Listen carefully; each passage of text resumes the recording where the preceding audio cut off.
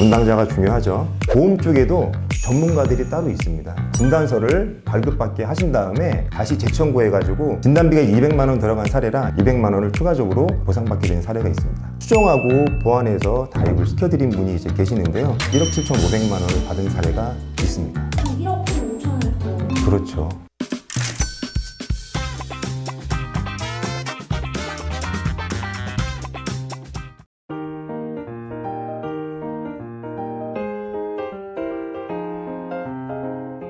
안녕하세요. 스마트한 보험의 박정태 지점장입니다. 보상을 잘 받거나 이런 처리가 잘 되려면은 담당자가 중요하지 않을까 싶기도 한데 아무나한테 가서 할 수는 없잖아요.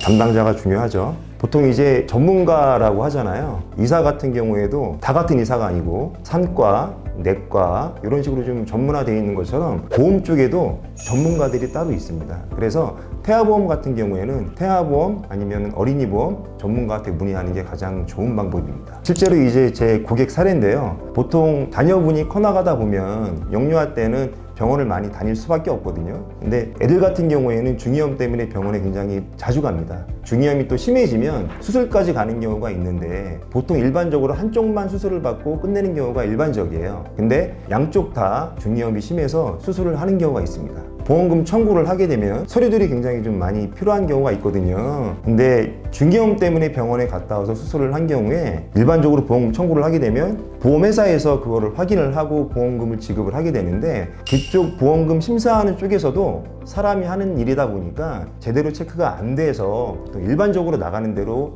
지급되는 경우가 종종 있어요. 근데 그런 경우에 보통 일반적으로 청구를 하게 되면 한쪽만 지급되는 경우가 종종 있거든요. 근데 그런 것들을 좀 담당자가 꼼꼼히 찾아서 다시 재청구한 경우에 양쪽 다 수술비가 나오는 경우가 왕왕 있습니다. 중이염 수술로 양쪽을 수술을 받았는데도 불구하고 한쪽 수술비만 나간 케이스가 있어서 그때 좀 말씀을 좀 드려봤습니다. 실질적으로 굉장히 많은 사례 중에 하나인데요. 자녀분들 같은 경우에 출산을 하고 신생아 때 심잡음이라고 해서 병원에서 이제 숨소리가 좀 이상해서 진료를 보는 경우가 있습니다. 근데 일반적으로는 심장 쪽에 조그마한 구멍이 생기는 경우가 좀 있거든요. 근데 그런 경우에는 시간이 지나면서 자연스럽게 다치는 경우가 좀 많기 때문에 경과를 지켜보자라고 이제 주치의가 좀 말씀을 해주시는 경우가 있습니다. 별거 아니라고 생각을 하셔가지고 진료비랑 병원비만 청구하시는 분들이 많이 있거든요. 그런 경우에는 진료 코드를 확인을 해가지고 진단서를 발급받게 하신 다음에 다시 재청구해가지고 진단비가 200만 원 들어간 사례라 200만 원을 추가적으로 보상받게 된 사례가 있습니다.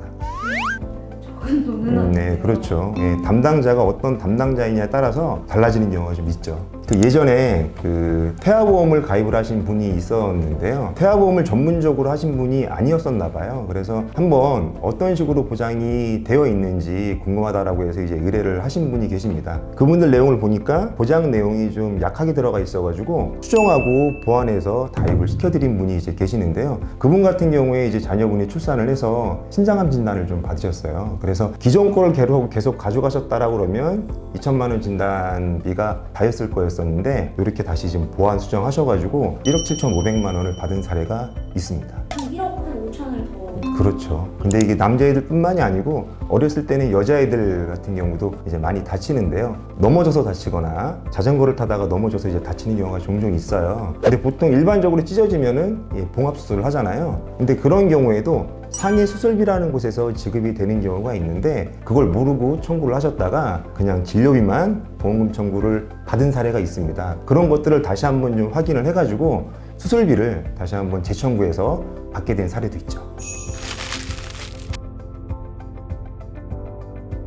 보험도 어떤 담당자, 어떤 성실한 담당자를 내 옆에 두고 있느냐에 따라서 나중에 돌려받는 금액이 너무 달라집니다. 일단은 성실한 사람을 잘 고르는 게 제일 중요합니다. 그리고 아까 전에 말씀드렸듯이 각 전문가가 있기 때문에 태아보험이라고 그러면 태아보험 전문가한테 상담받는 게 가장 좋은 방법인 것 같아요. 왜냐하면 이제 보험금 청구나 기타 그 사례들을 많이 접해보신 분들이 아무래도 사례가 많기 때문에 다른 분들보다는 좀 더 태아보험 쪽으로는 많이 알고 계실 분들이 고객한테 조언해 줄 수 있는 것들이 되게 많이 있거든요. 경험이 많거나 아니면은 한 분야에 좀 오래되신 분들한테 상담을 받는 거를 좀 권유해드리고 있습니다. 온라인으로 접하는 게 더 편하긴 한데 세세하게 상담을 받다 보면 나의 경제 상황이나 아니면은 고객분들의 그 성향이 전부 다 다르거든요. 옆집 사람들 아니면 아는 사람들이 했다고 해서 그대로 따라가는 경우가 가장 위험한 부분인 것 같아요. 그거를 일괄적으로 다른 사람 말만 듣고 가입을 한다는 게 되게 큰 어떻게 보면 위험입니다. 상담을 오프라인에서 받아보고 결정을 하시는 게 가장 좋은 방법인 것 같아요.